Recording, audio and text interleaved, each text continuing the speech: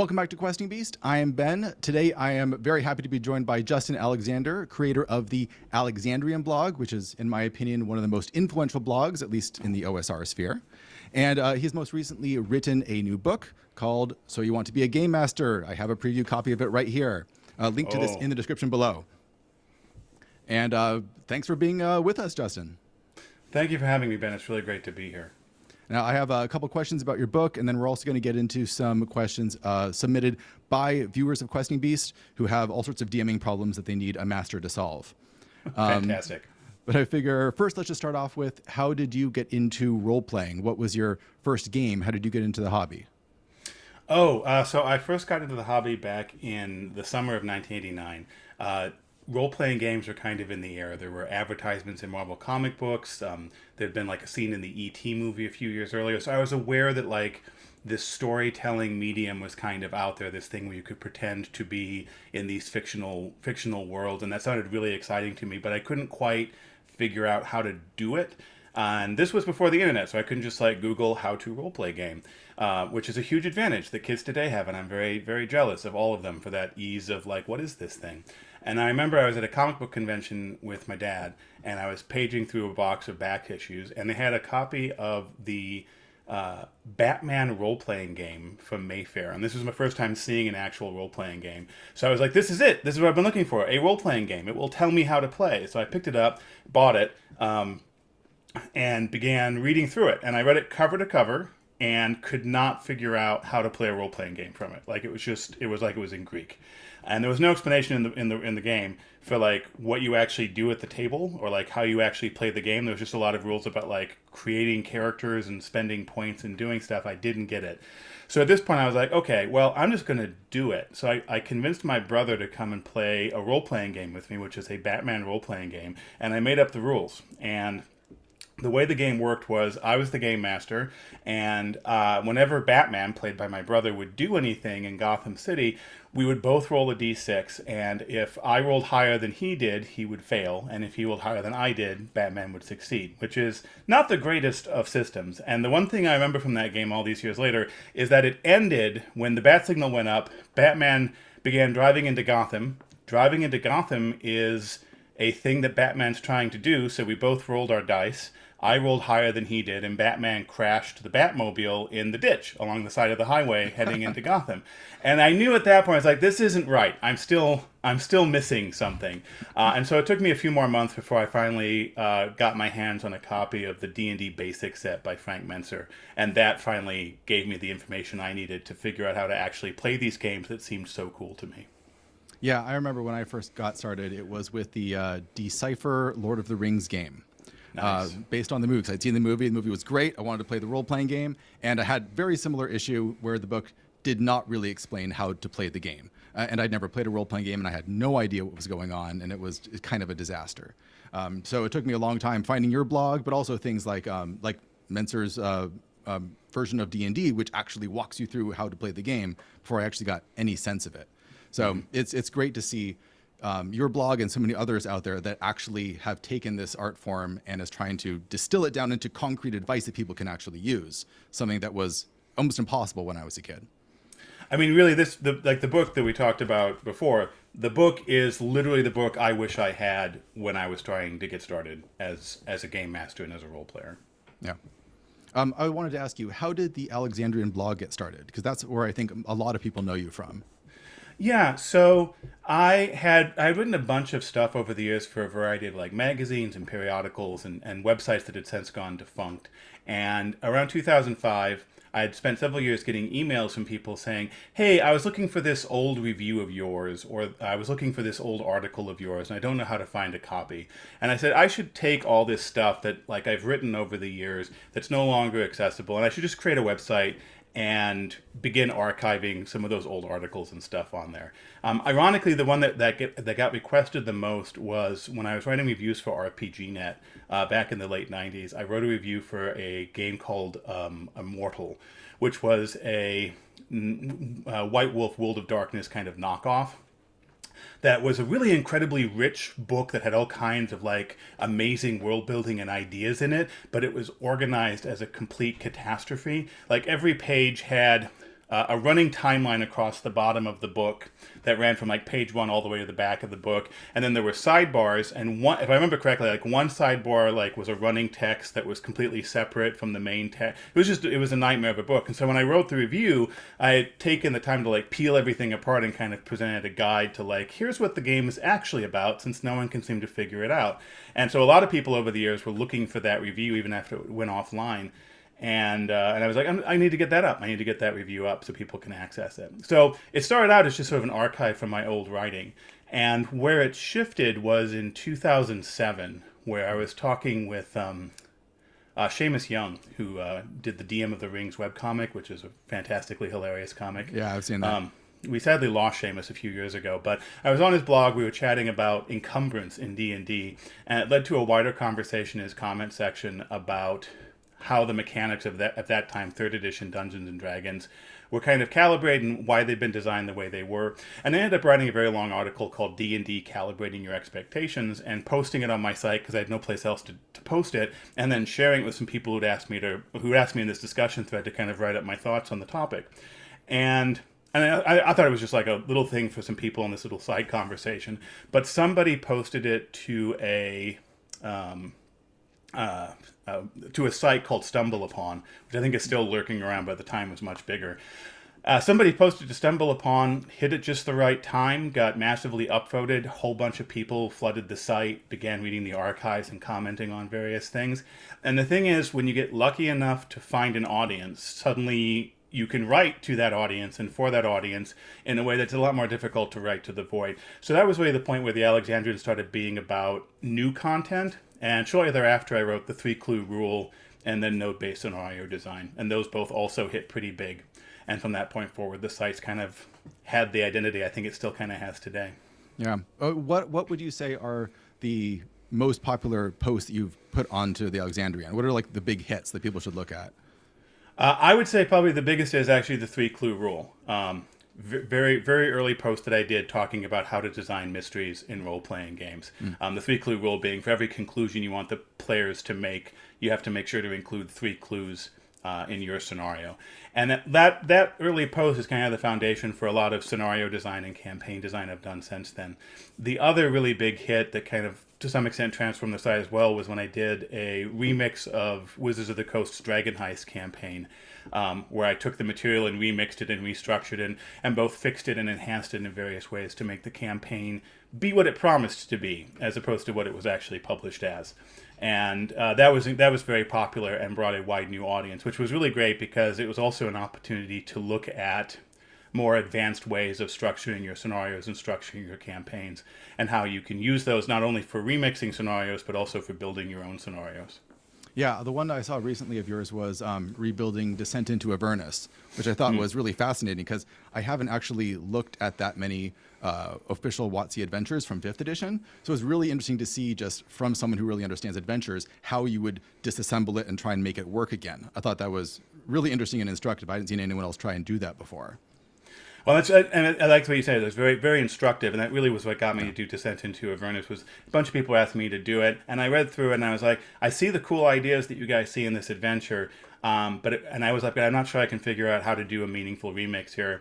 And then it clicked for me what the solution was for it, and it really broke down into like 3 sections where I was able to use that remix to introduce a lot of new GMs to node-based scenario design for mysteries in the first section, to street crawling and point crawling for an urban adventure in the middle section, and then in the end, looking at a lot of people's first hex crawl was actually me remixing Avernus so you could actually explore it as a hex crawl scenario for that third one. And I've seen a ton of people who ran that campaign, and then whether in my comments or my email or my Discord, they've come and they said, hey, and now I'm designing my own hex crawl, or I'm designing my own sort of conspiracy node-based scenario. And that's really exciting because that's remixing the adventure, and people have had a ton of really great experiences with it.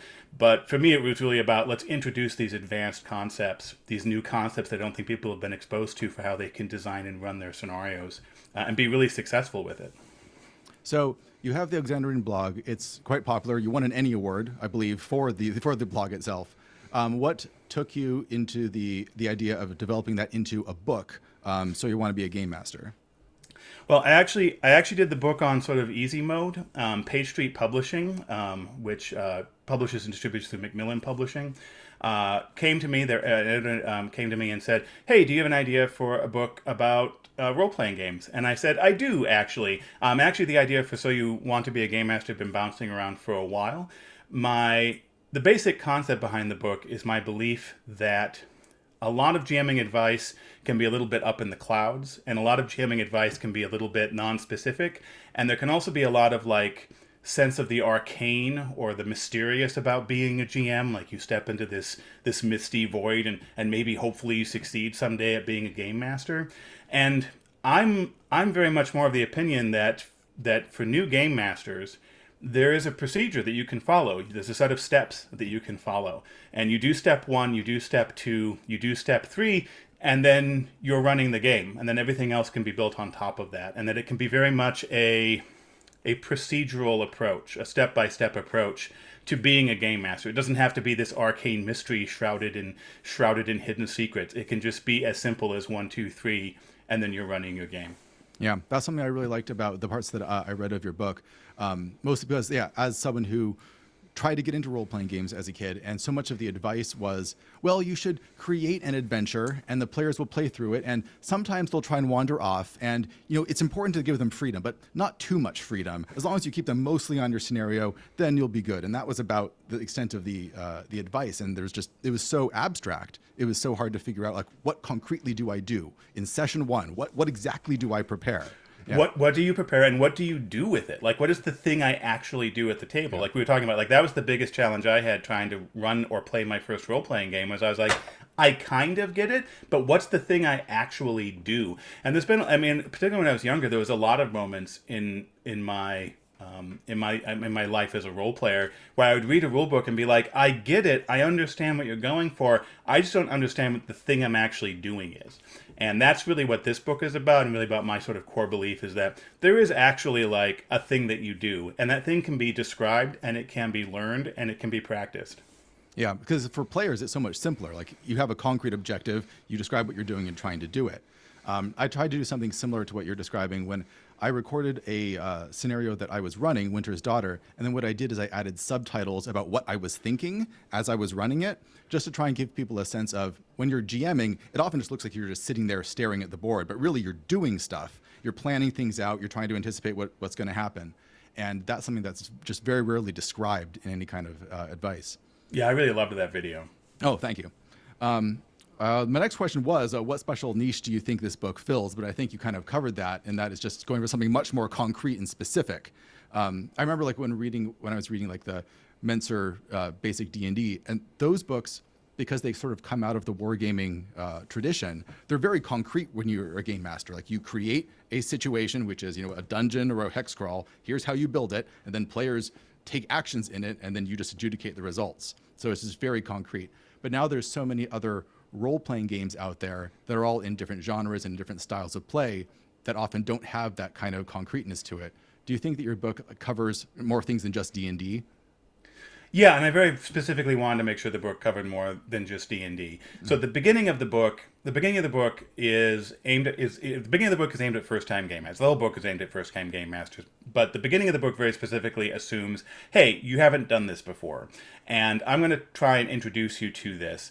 And the approach, the door I open is I say, let's start with a dungeon or a location crawl, because I think for first-time game masters, there's a lot of advantages to a dungeon, because in a dungeon, you are in a room, and in a simple basic dungeon, you don't have to think about the rest of the scenario. You just have to deal with that one room. It really narrows the scope of what you have to think about as a game master, and that makes it very friendly, not only for new game masters to run dungeons, but also for new game masters to design dungeon scenarios. So let's start there. And so for that beginning of the book, the very beginning of the book, I do just kind of assume, statistically speaking, that most of the people coming in are interested in or familiar with Dungeons and Dragons. They probably already own a rule book and are looking to take whatever that next step may be. And so I assume that. So we go through dungeons like that, and there's a whole process where I start out with very basic dungeons. I tell them to go run their first game and then come back and keep reading the book. We talk about how to run dynamic dungeons and advanced dungeons, we begin building skills on top of that very basic location crawl. And then at the end of that section, I say, okay, great. Now you can keep reading the book cover to cover, or you can go and pick a type of adventure that you're interested in exploring next, whether that's a mystery or a raid or a heist or an urban crawl or a wilderness exploration game. You can pick whatever that is and you can jump to that section of the book. And once we get past that dungeon, my discussion opens up a lot more, and I begin using more examples from other genres and from other games as well. But I did want to, at the beginning, kind of keep it focused on just the one thing, because the last thing a new game master needs is for me to be like, well, if you're playing D&D, you do this, but if you're playing Shadowrun, you do this, but if you're playing Cyberpunk, you're doing that. Like, I'm trying to simplify everything down. So it starts kind of focused on D&D, but then the rest of the book, the next 400 pages, is a much wider focused. And not to say, I'm kind of babbling now a little bit, but not to say that dungeons and location crawls can't be used in non-D&D games. That's ludicrous. Location crawls can be found anywhere that you have a location. And the truth is that wherever you go, you're in a location. So, yeah. I remember at least taking the advice that I saw on your blog. The thing that influenced me the most, and I think was probably echoed the most in the OSR, is just the advice to create situations, not plots. I now hear that repeated everywhere. I repeat that to everyone that I meet. And I just found that to be one of the most useful pieces of beginning GM advice. Would you agree with that? Or is there some other like single piece of advice that you would tell most starting GMs? No, I think that's a really solid piece of advice. And and the thing is, like, it's partly advice. It's also kind of like a principle that a lot of more practical advice is built on top of. But the lesson I really want to get to with that don't prep plots, prep situations, is also the idea that when I talk about prepping a situation, I'm talking about prepping a set of tools or a set of toys that you can play with. And you mentioned earlier that like players have it easy because they show up and they have a character and they get presented with something and they say that what they want to do, they play their character. But in many ways, if you can shed the sort of lessons of linear medium where we prep these plots, these pre-prepared sequences of predetermined events. If you can shed that thinking and can instead get into, I have a set of toys that I get to play with, you can be in the same place as the players once you've prepped those toys. You can sit down at the table and you can actively participate in play with the players, where you present a situation to the players, they use their character to respond to it, and that's a new situation that you now get to use your toys to play with. And I find once that unlocks, being a GM becomes a lot easier, because like in many ways, like the player has the advantage of focus. I only have to think about this character. But the GM has the advantage of, hey, I've got a bunch of toys and I can always find, the right tool for the job. Fantastic. Yeah. Conversely, I'm just curious about this. Is there a piece of advice that you see given to starting GMs a lot that you really hate, that you think that throws people off a lot? Oh, I think it's almost the exact opposite of that, which is that you'll see a lot of advice that is like, here's how you prep your plot. Here's how you prep your story. The first thing you should do is make a list of what the players are going to do in your adventure. And I actually think that's a dead end of design, to think about what are the PCs going to do, because the person who should be deciding what the PCs do should be the player who's playing the character. I'm much more about that situation. I'm much more about like, I'm going to prep a situation where I, as both the scenario designer and as the GM running that scenario, I am intensely interested to see what the players are going to do, because I have no idea how they're going to respond to this situation. And to be fair, like, you can have inklings, but like, I don't spend a lot of time thinking about, then the players will do this and then they'll do this. I prep things and want to see what they're going to do. Yeah, that's turned out to be the most rewarding part of DMing for me, is just the joy of getting to see what the players do and becoming kind of a player myself in that sense, where I get to play along with them and react as the world, rather than just freaking out that they're not on my story path or whatever it is, because that's just, oh man, I remember trying to run games like that and just way too stressful.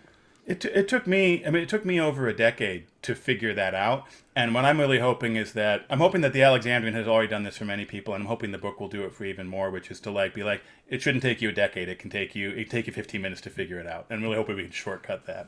Yeah. So I thought we'd jump over to some viewer questions, put some DMing advice to work in a practical way. We have a question from Paul Bigby, who wants to know, what is your guidance for onboarding new games and their systems to an existing group? That's a great question, Paul. So the biggest thing I find is the first thing I have to do when starting a new game with a new group is that I have to actually make sure that I know what the game is as well. And so the first thing I always say is you have to read that rule book cover to cover. I know for some games that can be a lot to ask because it can be 400 pages, 500 pages of rules for some systems. And if that's the case, I also say maybe find a simpler system. There's other ones out there that are 50 pages or 1 page, whatever. Find what level of mastery you're comfortable with. So that's the first thing I do is I do read through the whole book cover to cover. The second thing I will do is I'll actually prep a cheat sheet. And I enjoy prepping these cheat sheets because it's both a way for me to kind of touch the whole book again and refamiliarize myself with it. It's also a way for me to think about the game before I'm running it. Oftentimes when I'm prepping that cheat sheet, I will discover problems or cruxes or like difficult questions about the rules that I can figure out while sitting comfortably at my computer, as opposed to having it confronted to me in the middle of a session and being like, oh, I don't know how swimming works. Let me figure that out.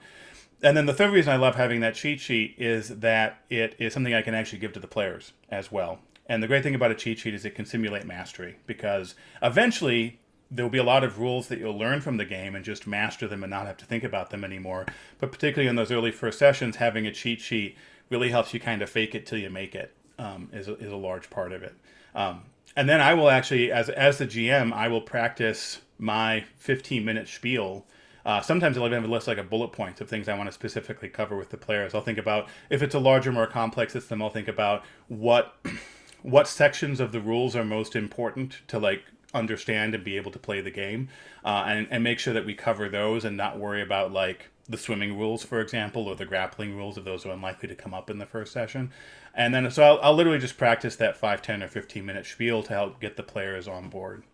The last thing I'll do, too, is if I'm planning to run a long-term campaign in a new game, I actually usually won't start with that campaign. I'll make a point of running a one-shot with pre-gen characters, if possible, with the same players I'm going to run the campaign with, because that one-shot gives all of us an opportunity to make all of our mistakes, and get them out of our system, learn from those mistakes, and also learn a lot of context about how the game works, so that when the players sit down to create their characters for the full campaign, and when we run that first session of the campaign, we will be in a much better position. We're making fewer mistakes, which will mean that the campaign will get off to a much better start. The characters will be better designed to actually work within the system. All of those things will make sure that that campaign that I want to run for 6 months or a year or 2 years, that campaign is getting off on the right foot, and a stronger foundation for the rest of that campaign. Yeah, what you said about creating a cheat sheet really resonated with me, because that's something that I've done myself for things like Burning Wheel, which is a famously opaque and complex system. So I just took it upon myself I'm going to create a 2-page summary of all the rules that I can literally hand to players, and they can walk through a procedure. And it took me a long time because the rules are scattered out all over the place, but I felt way more confident about the system when I was finished. And it's one of those things that always boggles my mind a little bit, that most systems don't have this already prepared, right? Most games just don't come with these little handouts you can hand out to players that summarize all of the rules, and it makes such a big difference when that exists. Or they will exist, but they'll be missing essential rules. That's the one I was like, boy, this would be super useful for, was it missing steps 3 through 7 of the combat procedure? Exactly, yeah. Let's see. Dennis Neufeld wants to know, what's your advice on bending or even forgetting about game rules in the interest of a good story? And what about fudging dice, for example? I'm a big believer in the idea that rules are there to make rulings. The OSR will sometimes invert that to talk about rulings versus rules, but I really believe that a good role-playing game rule exists for me as the game master to use that rule to make rich and interesting rulings for my players. I am there to serve as an interpreter between the game world and the mechanics of the system. When the players try and do something, I figure out, okay, well, how can we represent that through the mechanics? And sometimes the answer is we don't need the mechanics at all, and we'll just use GM fiat to say, yes, that works, or no, that doesn't, for whatever reason that may be true. I do have strong opinions about fudging dice rolls in particular, and that strong opinion is don't. Or to be more precise, my belief is that if you end up fudging a dice roll, that is an indication that something went wrong. Either something went wrong in how you prepped the adventure, or something went wrong in how you chose to use the rules in that moment. Because one thing I really believe is that before you roll the dice, you should know what the potential outcomes of that dice roll are. And if there's an outcome of that dice roll that you are not happy with, or that the table wouldn't be happy with, then you shouldn't roll those dice. You need to find a way to either rephrase the stakes of the dice roll to be something that everyone does find acceptable, or you need to not roll those dice and just go with the answer that you know is the one that is acceptable for the table. And so what I mean by fudging, telling something you went wrong, it isn't that you should never fudge. It is that if you find yourself in a position where you're like, oh, I've got to fudge to fix this, you should try and figure out why you ended up in that position in the first place and see if you can avoid it in the future. Makes sense. Let's see. Sheepmans wants to know, how do you prep and run worthwhile sessions without spending so much time or energy that they stop being worth it? Oh, that's a tricky one. I do tend to fall sometimes victim to the over prep virus. The biggest thing I try to focus on is the maxim I follow for myself is that I only prep stuff that I couldn't have improvised at the table. That's an easy trap for, I think, for a lot of GMs, and particularly me, to fall into sometimes, is to get really excited thinking about the session and begin prepping things that probably don't need to be prepped. And when you're first getting started as a GM, or when you're first starting out with a new system, there's probably going to be more things that you're not comfortable improvising yet, and that's just fine. So you will prep more so that you have less to improvise at the table. But the other thing, too, the flip side of that is also to think about, well, what is most useful to me, and what are the things I find difficult to improvise? So, for example, I find it often very difficult to improvise names for NPCs. So a tool that I will set up for myself is a list of names. Whatever system I'm going to be running in, I have a list of like fantasy names for D&D that I've been using for 20 years. Every campaign I print off a new one, and when an NPC shows up, I look at the list, I pick a name, I cross it off, and then that's the name for that NPC. But also even for like contemporary stuff, like I just have difficulty coming up with clever names. Also particularly stuff like in other cultures, for example, I will make the point of going and doing that research to figure out what the names for that culture are and make a list of those names. I'm talking a lot about names for some reason, but like, so that's an example though of like, you know, identify the prep that is most valuable to you and the prep that you actually need, and also identify the prep that you could just improvise at the table, and then be comfortable not prepping the stuff you don't need and focus your prep on the stuff that's adding value to your session. Yeah.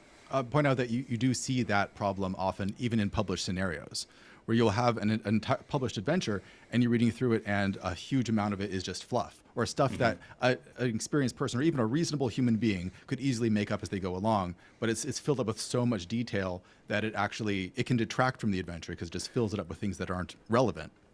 A thing that drives me nuts in published adventures is whenever they're like, use the obvious skill check to resolve this obvious skill check situation. Like, there's so many adventures I've read where they're like, if the PCs decide to jump over the chasm, you should have them make a jump check. And you're like, okay, first off, you didn't have to write any of that, because if the PCs decide to jump over the chasm, they'll decide to jump over the chasm. And B, obviously it's a jump check. Like, the whole paragraph can just be deleted from the book.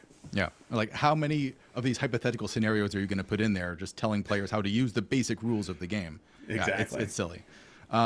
Let's see. Hanno wants to know, how do you design rich scenarios with many options for the players? What are good ingredients of such adventures?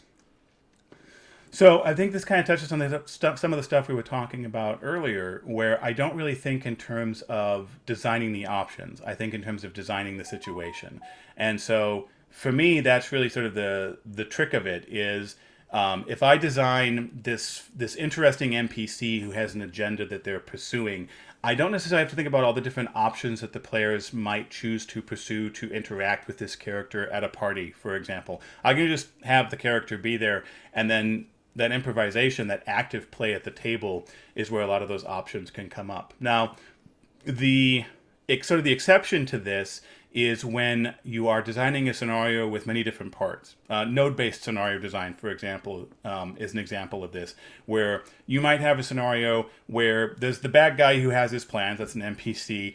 He has a skyscraper where he does all his business, that's a location. He's got his mansion up in the hills, that's another location, and so forth. He's got a goon squad that'll come and beat up the PCs if he finds out they're investigating him, that kind of stuff. All those different little parts. The thing you want to prep is how are those pieces connected to each other, and specifically how are they connected to each other in a way that the PCs can navigate from one to another. Another example of this is just dungeon. In the dungeon you have a bunch of rooms, each of those is a different piece of content, and the way that the players navigate between them is the hallways between them. The dungeon is very literal and very easy, which is another reason why I recommend it for first-time GMs, because it makes the structure of the scenario literally the structure of the dungeon in the game world.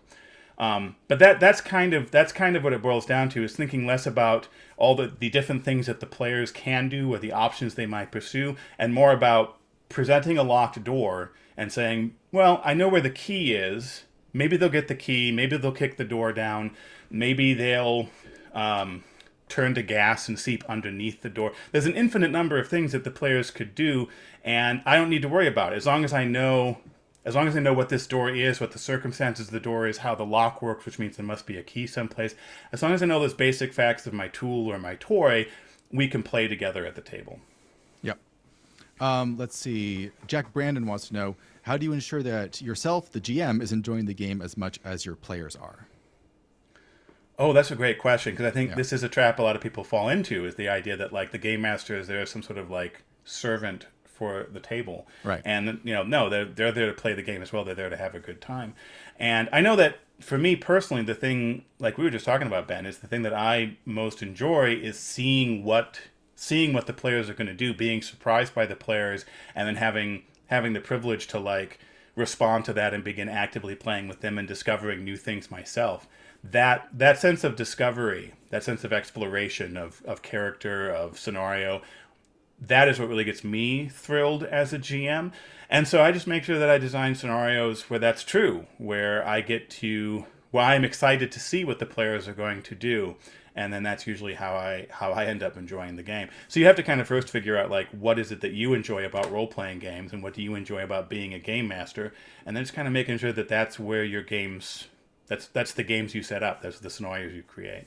Yeah, something that I've experienced when I'm creating adventures is I try and create adventures that are almost impossible for me to railroad, where Patrick Stewart, the RPG writer, not the actor, has talked about like creating scenarios with lots of held kinetic energy, where there's things that can, or Sean McCoy calls it explosive barrels. So putting stuff in your scenarios that can explode or catch on fire, things that are heavy, I mean, in a very little sense, heavy and can fall over. But also you can take this more metaphorically, where there's just elements of the scenario that can go off in wildly different directions based on what the players do. And once you have those things in there, players are just going to go wild with them, and your hands are off, because there's no way you could railroad them when these tools just exist there. And then that just takes you along for the ride, and you get to see what they do. Yeah, like part of it is like if you pile enough toys and enough stuff into a scenario, chaos theory takes hold, and you can't predict what's going to happen. And the only way you could is if you like tried to put your thumb down on the scale. And don't do that, and you're all going to have a good time together. Yeah, and players will know, especially if they had freedom and then you start taking it away. They can feel the pressure of like the railroad closing in on them. And I've had that experience playing games where you start pushing back on the scenario, and the scenario just like starts pushing back. All of my rolls moving off in this direction just start failing for some reason. And you're like, okay, that's where the wall is. And that's when the whole illusion breaks down. Let's see. Cherrybolt wants to know, how do you make sure a campaign lasts longer than just 1 or 2 sessions? Oh, that's a great question. I touched on a little bit of that before, which is like run that one shot to start with. Yeah. And there's a couple of outcomes from that. One of which is you may run the one shot and you may realize, oh, this is not a good game. We don't enjoy it. Like, that's perfectly acceptable. And then you haven't committed a whole bunch of resources to the longer campaign. You can go find the game that will work for that longer campaign. The other thing, too, is just making sure that the players are on board with the campaign and excited to play it. One way to do that is to offer a selection of campaigns, rather than be like, the next thing we're going to play is Eclipse Phase. You can say, hey, I've got an idea for an Eclipse Phase game, and a D&D game, and an Ars Magica game, and a Burning Wheel game. And pitch each of those things. Let the players come back as a group and figure out which one are they most excited about, because that means that everyone will be more invested in the actual game. And then if you're looking to run a long campaign too, taking the time in a session 0 to make sure that the characters are fully developed and also interconnected with each other and have goals, strong, powerful goals that they are interested in pursuing. All of those things will help get the players invested in seeing where those goals go, seeing where those relationships go, and will help make sure that that campaign has a longer lifespan. And then the last and most practical part of it is just figuring out what form of scheduling is going to work for that specific group, because that can vary a lot from one group to the next. Excellent. Well, we're almost out of time, but thank you for joining us today. And make sure to pick up your copy of So You Want to Be a Game Master, which I think is you can pre-order now. Is that right? Pre-order now. It'll be coming out November 21st. Fantastic. I'll put links in the description below. Where can people find you? They can find me online at the Alexandrian, which is thealexandrian.net. I'm also here on YouTube as the Alexandrian, and I have a Twitch channel as well. So you can find me any of those places and then branch out from there. All right. Thanks a lot, Justin, for joining us. Thank you so much for having me, Ben. Have a good one.